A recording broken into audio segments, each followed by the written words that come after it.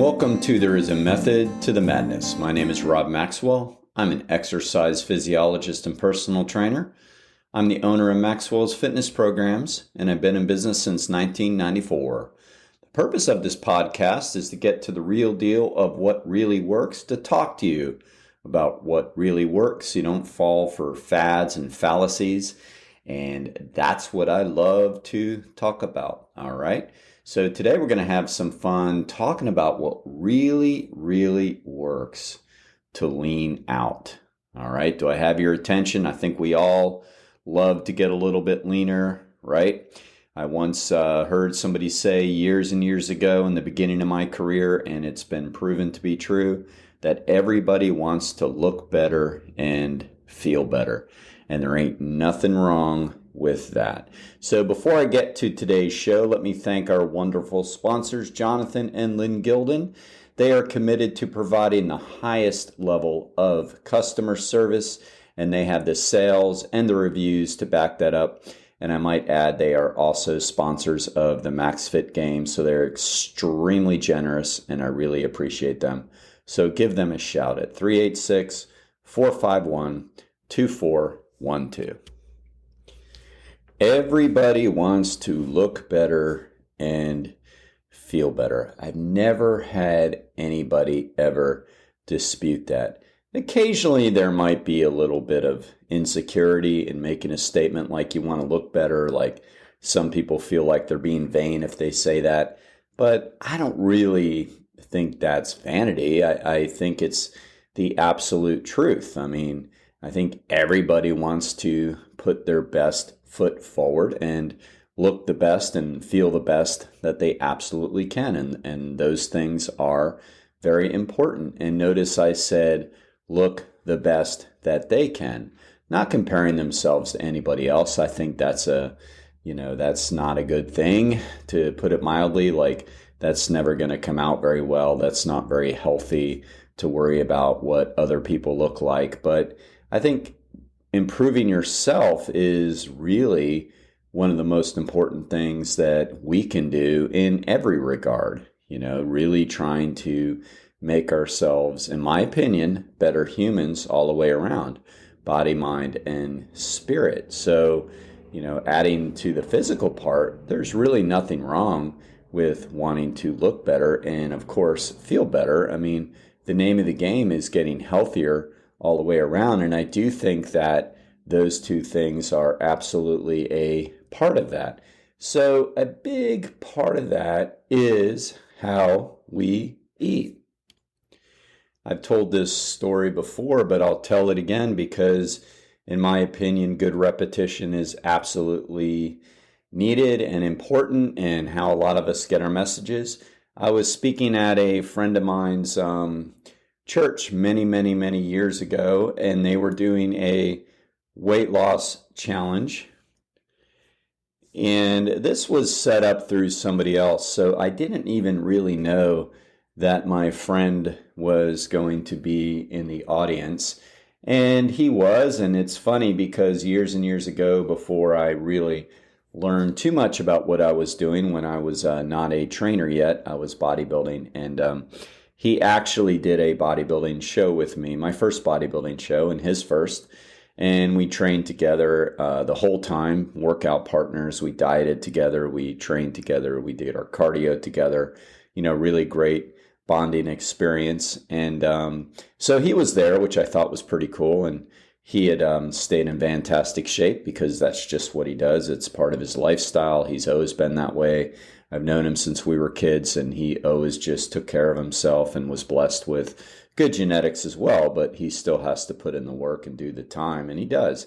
So anyway, about midway through, or maybe it was at the very end, I really don't remember, he raised his hand to bring out a point that I had made years ago, and he said, I remember you saying back when we worked out that when it comes to diet and losing weight and getting leaner, and by the way, let me backstep here a little bit and say, when I say diet, I don't mean crash diet or fad diet.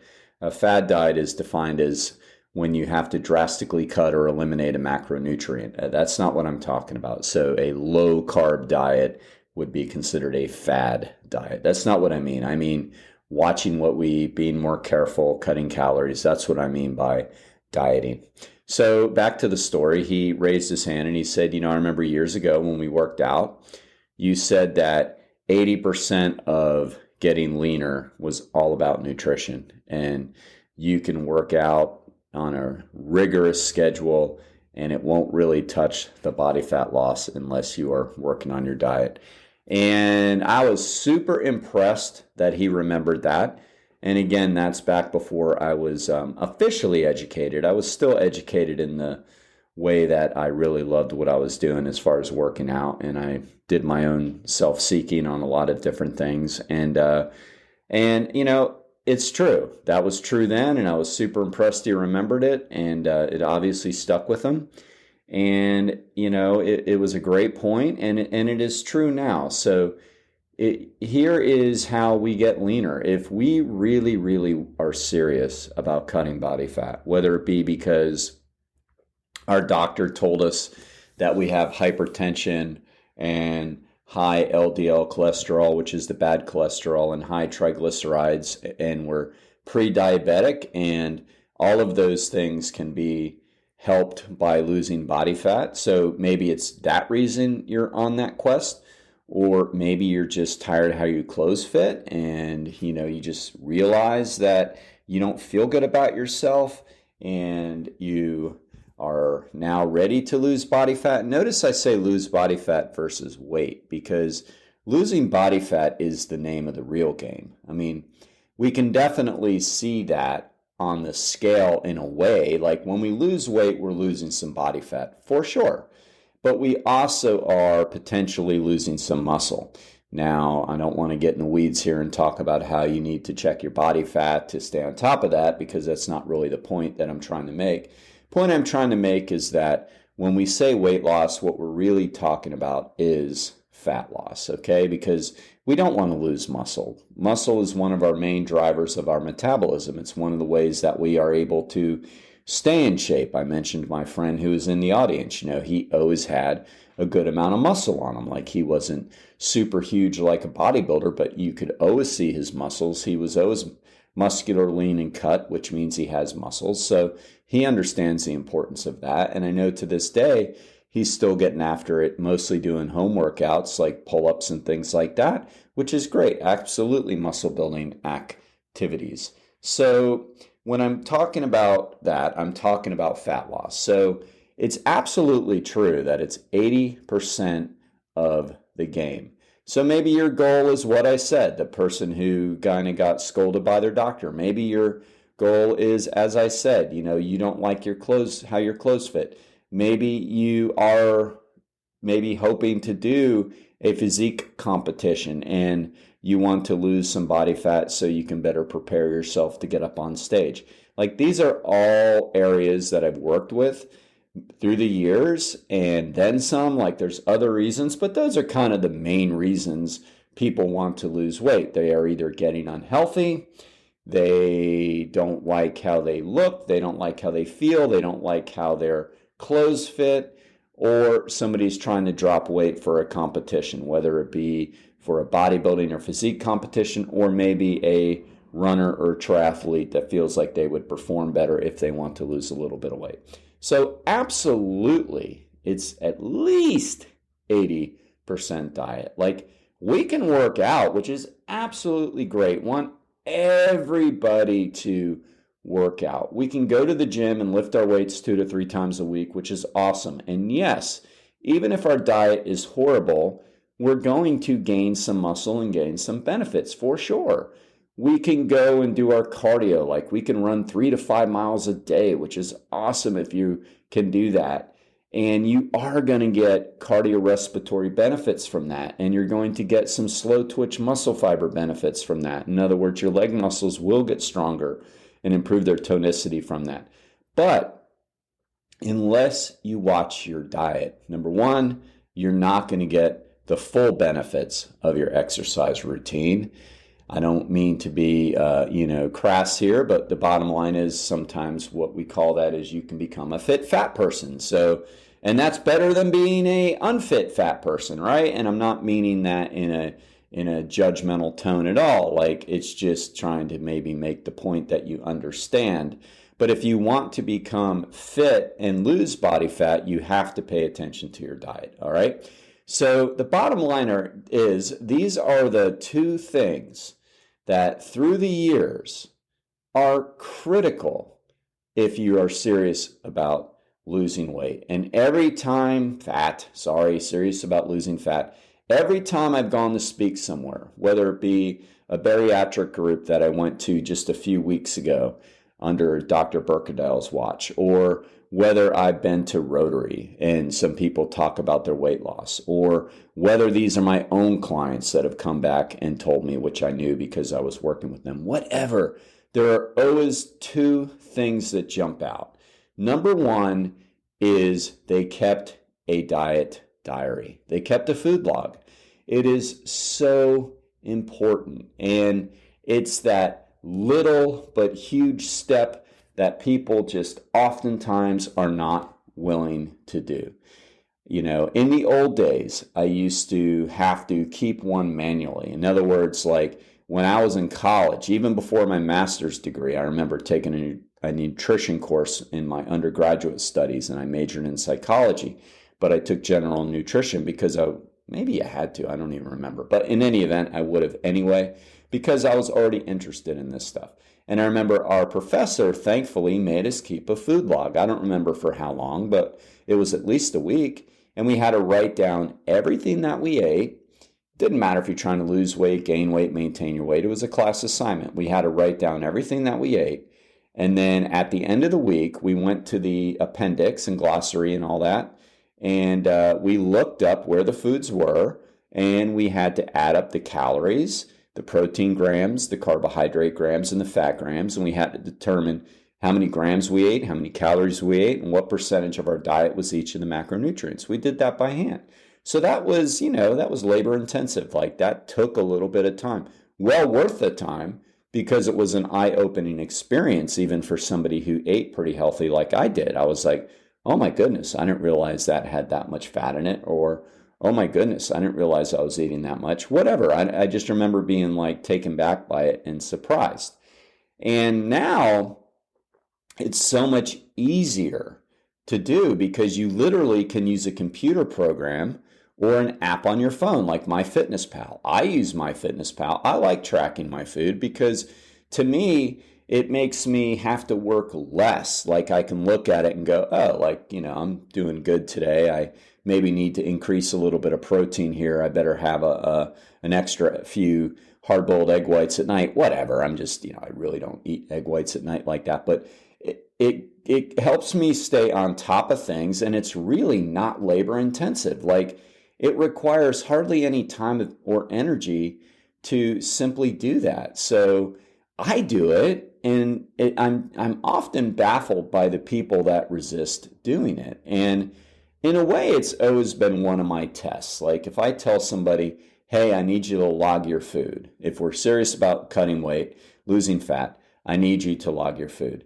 And if they don't do it, it kind of tells me that, basically what they're telling me is two things. One of two things. Either I don't trust you that this works, which is really arrogant, right? I mean, anybody that would go to somebody and then think that they know better, it's kind of like the old, adage I used to use when I worked in substance abuse, when people in recovery, who were like literally just a week away from their last detox are telling you they know better than you. And it's kind of laughable in a way. I understand it's a disease and all that, and I'm not making fun of people, but it's very common how people are in dire straits, but they still think that they know more. That's just a part of the human condition when somebody's sick.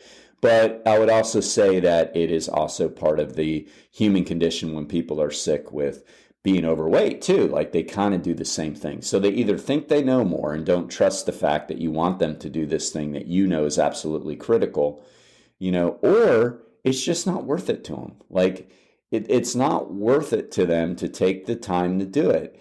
And if it's not worth it to them to do that, then it's really not worth it to lose the weight. That's basically what they're saying. And they're saying, well, if you told me it was easier than that, like I could take a pill or, I could just follow this extreme, fad diet where I just don't have to eat this and I don't have to think, because that's easier for people too, honestly, than to do the work. So it's one of those two things, but neither one of it is good. Neither one of them is good. So rule number one is if you're serious about cutting fat, you have to log your diet. You have to log it. And if you don't log it, I'm sorry, but you're probably not going to see the benefits. And number two is you have to weigh and measure your food and stay on top of the serving sizes. So when I say that last part, what I mean is you don't necessarily need to weigh and measure a food that's already done that for you. Like if you simply open up a single serving size of microwavable rice and it tells you right there it's got 220 calories in the serving and you're having one serving. Well, obviously you have weighed and measured or you've done what you need to do with that rule. But if it's not the case, you need to weigh and measure. Like you are not going to be a good estimate of what you eat. I promise you that. Studies confirm that people underestimate how much they eat by at least 30% when they do that. At least 30%. And we know we all do it, right? If we know we're supposed to have a serving of almonds or walnuts at a snack, which is a great snack, what do people do?